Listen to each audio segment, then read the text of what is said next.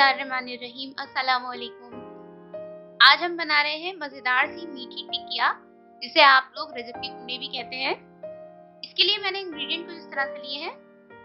3 cup मेरे पास है मैदा, 1 glass मैंने नीम गर्म दूध लिया है, 3 टेबल स्पून है dry milk powder, half tea spoon हम यूज करेंगे इलायची पाउडर, सूजी है मेरे पास 5 टेबल स्पून, चीनी ली है मैंने 1.5 कप और इसको बारीक पीस लिया है।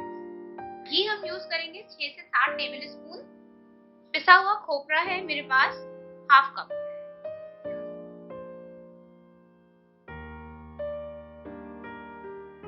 अब सबसे पहले हमने इसमें शामिल कर देनी है पिसी हुई चीनी,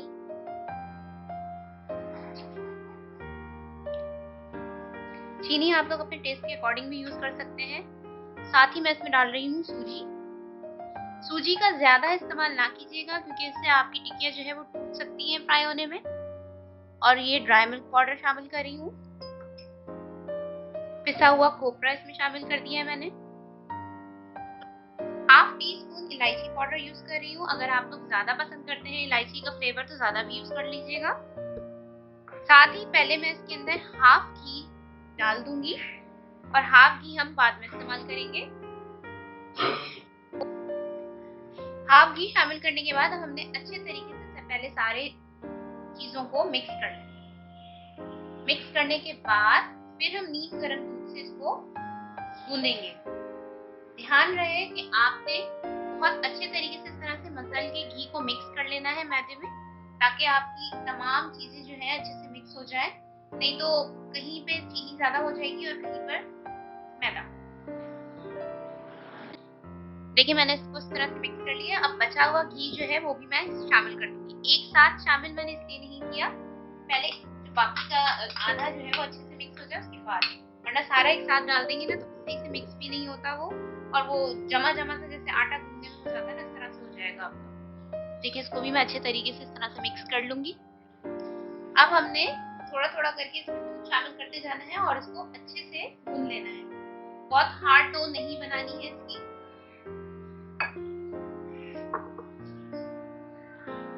देखिए हमने एक सॉफ्ट सी डो बिल्कुल तैयार कर ली है और अब मैं इसको तकरीबन आधे घंटे के लिए रेस्ट पे छोड़ दूंगी और आधे घंटे के बाद फिर हम इसको फाइनल कर देंगे। हाफ आवर हो चुका है और आटा हमारा बिल्कुल सेटल हो चुका है।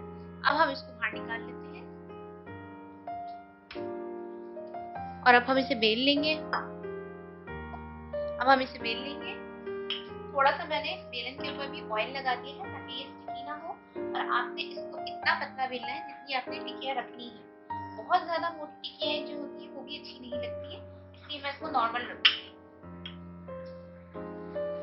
देखिए मैंने इसको इस तरह से बेल लिया है। जितना आपने मोटा रखना है आप उतना मोटा रखना। मैं ग्लास की मदद से इसको कट कर लूंगी। इस तरह से आप कोई भी गोल चीज ले लें, आपके पास अगर कटर है डोनट का तो वो भी यूज कर सकते हैं आप, और इस तरह से हमने इसको काट लेना।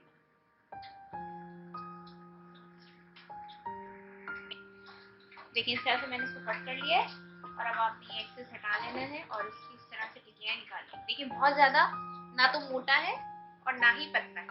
मैंने एक ट्रे के ऊपर मैंने इसको थोड़ा सा ग्रीस कर लिया है ऑयल से, और मैं इसके ऊपर इस तरह से इसको रखती जाऊंगी निकाल के। आपने जिस भी बर्तन में रखना है इसको थोड़ा सा ऑयली कर लीजिएगा ताकि ये स्टिकी ना हो। देखिए मैंने ये ट्रे पे रख लिया और अब मैंने लिए हैं थोड़े से सफेद तिल और इसके ऊपर मैं इस तरह से इसको डाल दूंगी। देखिए इस तरह से मैंने तेल लगा दिया है। अब हम इसको फ्राई कर लेते हैं। देखिए मैंने यहाँ कढ़ाई में तेल लिया है, हमने डीप फ्राई करना है इसलिए ज्यादा ऑयल लिया है और मैंने इसको प्री हीट करके रखा हुआ है। फ्लेम मैंने इस टाइम पर जो है उसका बिल्कुल मीडियम लो किया हुआ है। हाई फ्लेम पे हमने इसको नहीं तलना और ना ही इसे बहुत ज्यादा खौलते हुए तेल में डालना है, ना ही ठंडे तेल में डालना है। ठीक है जी, नॉर्मल तेल होना चाहिए। बिस्मिल्लाहिर्रहमानिर्रहीम। इसी तरह से एक एक करके मैं इसके अंदर डालती जाऊंगी।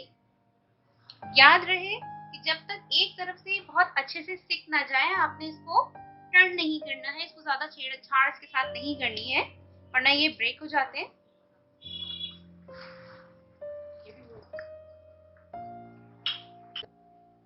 जैसे ये फ्राई होते जाते हैं हल्के हल्के अंदर से भी, तो ये खुद ब खुद ऊपर आना शुरू हो जाते हैं। मैंने इसको बिल्कुल भी नहीं छेड़ना है, अभी मैं बिल्कुल मीडियम फ्लेम के ऊपर, लो फ्लेम के ऊपर इसको फ्राई होने दूंगी 3 से 4 मिनट तक। उसके बाद हम इसको टर्न कर देंगे। देखिए मैं इसको थोड़ा थोड़ा करके आहिस्ता आहिस्ता से बिल्कुल टर्न करूंगी। देखिए खुद ब खुद ऊपर आना शुरू हो गए। जब ये फ्राई हो जाते हैं एक तरफ से अच्छे से, तो ये खुद ही फूल कर ऊपर आना शुरू हो जाते हैं। बहुत हल्के हाथ से आपने टर्न करना है, ये नाजुक होते हैं फिर ब्रेक होना शुरू हो जाते हैं। इस तरह से देखिए आहिस्ता आहिस्ता से टर्न करते जाना है। फ्लेम को बिल्कुल भी हाई नहीं करना है आपने, इसको लो फ्लेम पर ही फ्राई करना है। देखिए एक तरफ से इसके ऊपर कलर आ चुका है, लेकिन अभी मैं 3 से 4 मिनट इसको मजीद फ्राई करूंगी, उसके बाद मैं इसको निकालूंगी। देखिए ये अच्छे से फ्राई हो गए, 3 से 4 मिनट हो चुके हैं और अब मैं इसमें एब्जॉर्बेंट पेपर मैंने एक पे लगा लिया है और मैं इसको आहिस्ता से निकालूंगी। बहुत ज्यादा कलर नहीं देंगे हम, जस्ट गोल्डन कलर आ जाए इस तरह से। देखिए ये आ गया है और ये अच्छे से फूल भी गए। बस अब मैंने इसको निकाल लेना है एब्जॉर्बेंट पेपर के ऊपर इस तरह से। ठीक है जी।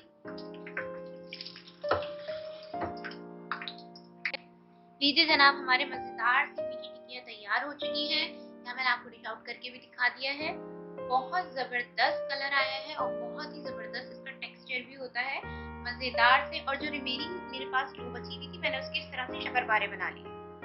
कुछ भी बना सकते हैं आप इस डो का, ये बहुत मजेदार होती है, बच्चों को भी अट्रैक्ट करती है और बच्चे बहुत ज्यादा शौक से खाते हैं। ट्राई कीजिएगा ये रेसिपी, इंशाल्लाह आपको जरूर पसंद आएगी। और बहुत इजी पीजी सी है, कोई इसमें मतलब ऐसी कोई टेक्निकल पॉइंट नहीं है जो आपकी जो है टिक्कियां खराब होंगी।